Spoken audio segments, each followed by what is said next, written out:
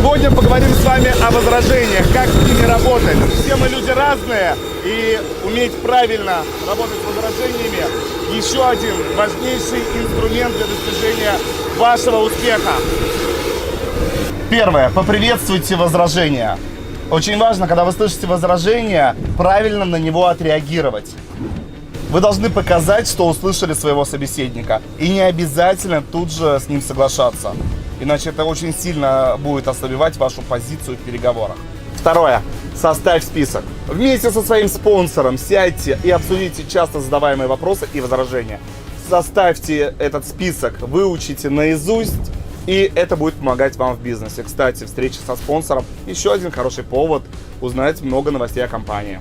Третье. Выучи 5 корней. Существует всего 5 корневых возражений, которые чаще всего встречаются. Отсутствие потребности.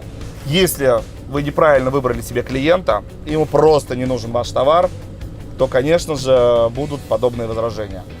Но в APL есть уникальная продукция, просто я бы сказал универсальная, которая подходит всем. Так что такое возражение встречается довольно-таки редко. Но к этому нужно быть готовым. 4 других корня, как отсутствие денег, отсутствие желания, отсутствие срочности или доверия, разберем на APL Office. Заходите. Четвертое. Начните профилактику. Порой возражения лучше предотвратить, чем потом на них отвечать.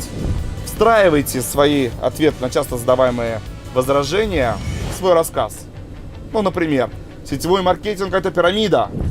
Лучше начните свой разговор и рассказ о том, как компания APL надежно и легально во всех странах присутствия. Ну и напоследок, пятое. Всегда будь в курсе.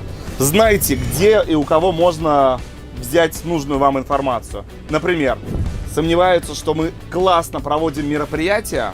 Зайдите на наш канал YouTube и покажите, как компания APL проводит свои события. Не верят, что в APL можно заработать столько денег? Покажите кейс наших лидеров. Не бойтесь работать с возражениями, они непременно будут при любых встречах. Чем больше возражений вы отобьете при встрече, тем больше шансов у вас заинтересовать собеседника. Ведь если вы грамотно умеете работать с возражением, успех вам обеспечен.